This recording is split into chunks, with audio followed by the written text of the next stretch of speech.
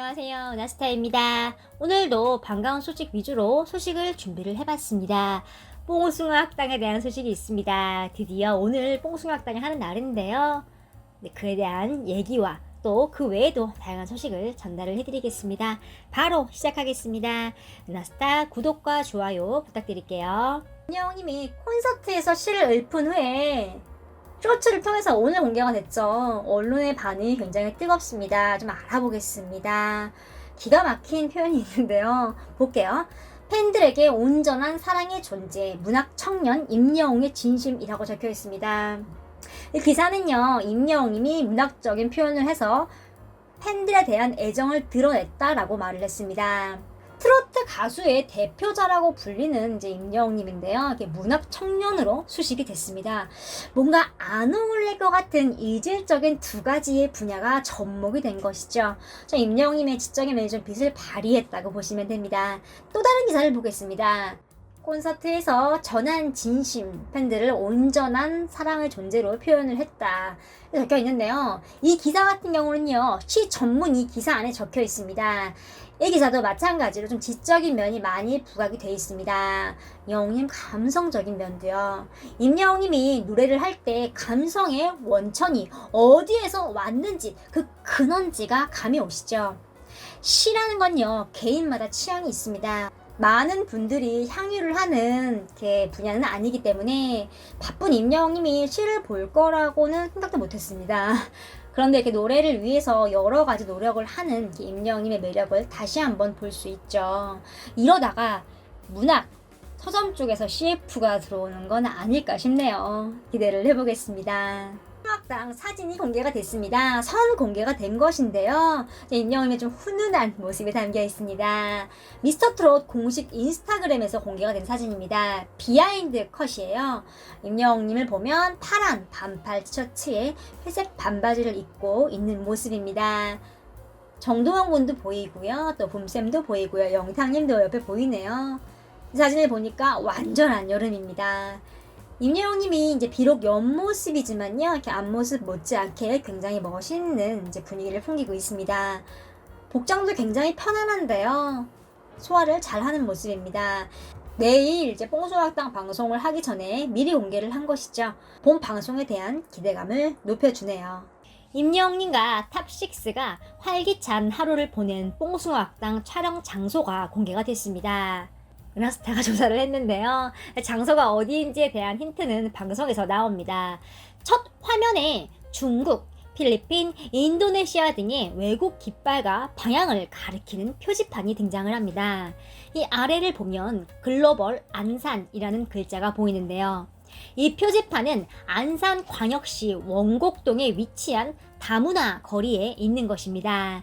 이곳은 중국, 인도네시아, 몽골, 베트남 등 60여 개국 외국인들의 생활 공간으로 2009년 다문화 특구로 지정이 되었으며 아시아권의 다양한 음식을 맛볼 수 있습니다. 원곡동 다문화 거리는요, 한국 속에 외국인지 외국 속의 한국인지 착각이 들 정도로 외국 상점과 외국 식당들이 가득합니다. 이곳을 찾는 사람들의 상당수는요, 외국인이라고 합니다. 외국인 근로자들의 일자리가 안산 주변에 형성이 되어 있습니다. 그러다 보니 다문화 음식 거리가 자연스럽게 생겨난 것이죠. 외국인들에게는 자국의 향수를 달래 고향 같은 곳이고요. 또 한국인에게는 평소 접하기 어려운 외국 음식을 맛볼 수 있는 곳으로 알려져 있습니다. 중국, 러시아, 베트남, 인도, 우즈베키스탄, 인도네시아, 스리랑카 등 90여 개 아시아권 식당뿐 아니라 아시아 마트가 자리를 하고 있어서요, 다양한 음식과 물품들을 접할 수 있습니다. 2009년에요, 음식문화 시범 거리로 경기도 지정을 받기도 했습니다. 뽕숭아학당에서 임영웅님과 탑6가 다문화 거리에 있는 세계 각국의 음식점에서 요리를 맛봅니다. 그냥 요리만 먹는 게 아니라 게임 대결도 하게 되는데요. 임영웅님은 김희재님과 짝을 이루고요. 장미로님은 이찬원님과 짝이 됩니다. 그리고 영탁님은요, 봄쌤과 짝이 됩니다. 이찬원님이 메뉴를 펼치더니 갑자기 놀라며 소리를 지릅니다. 봄님도 놀라면서 황당한 표정을 짓습니다. 이걸 보면 제작진이 호락호락하게 맛있는 요리를 내주지 않을 것 같습니다. 각자 주어진 미션을 해결을 해야만 요리를 제공해주는 거죠. 요리판에는 미션 내용이 적혀 있는 것으로 보입니다. 임영웅님도 김희재님과 한 팀이 돼서 미션에 도전하는데요. 음식으로 탑을 쌓고 있는 모습입니다. 높이는 얼마 이상 쌓아야만 통과를 하는 것으로 보이죠. 그런데 임영웅님 차근차근 쌓다가 갑자기 흔들립니다. 그리고 탑이 무너집니다. 탑을 최대한 높이 쌓아야 유리한데요. 균형을 잃고 무너지고 맙니다. 그러자 김희재님이 웃으면서 뭐라고 말을 하는데요. 임영웅님 당황하며 아니야 라고 말을 합니다. 과연 미션은 성공적으로 통과를 해서 이제 맛있는 요리를 맛볼 수 있을까요?